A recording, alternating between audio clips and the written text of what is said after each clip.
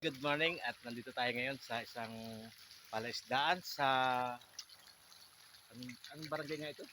Biga. Biga, sa Biga, Calapan City, sa mga pare to. Mga pare ang nagmamanis ito guys. Pinapakain na yung mga breeder. Breeder daw ito mga Breeder, galing Nueva Ecija. Nueva Ecija. CLAC sa PCD. Pero nagbibinta kayo dito ng mga kwan, ng mga similya. Pag naganak ko ito. Ayun. Guys, at yung mga gustong bumili daw ng kwan, ng similya nito mga tilapia, nandito lang ito sa Biga. Mga next year po siguro. Mga next year pa raw bago sila magkwan dito mag-anak.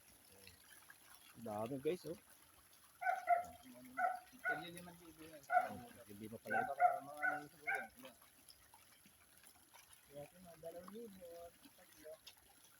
May ganyan din doon sa kwan sa Pachoka, sa simbahan. Yun din yung nagre-request sa amin yan. Marsinaga naman yun. Kaya lang ibang breeder yun. Ito, mga 6 to 7 months bago mag-breed sila. Mag-breed kasi ano yan. Kaya din na i-sex reverse. Puro lalaki. Galing.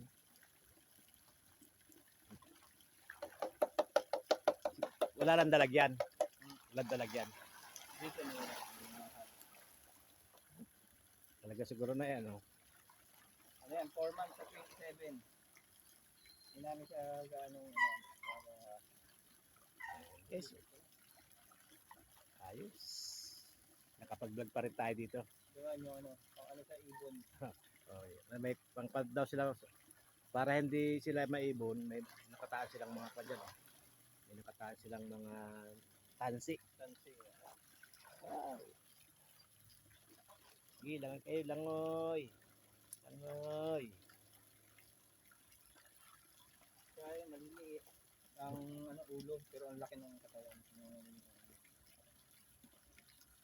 Guys, at ito naman at kabila. Ito mga pulang ating Red tilapia. Red tilapia. Ito yung anak ng wow. Na pinangalan kay Secretary Dar.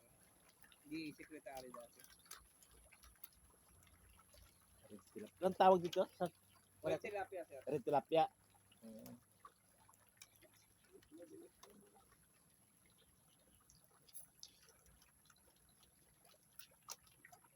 Siguran. Guys, at maraming salamat. Bye-bye.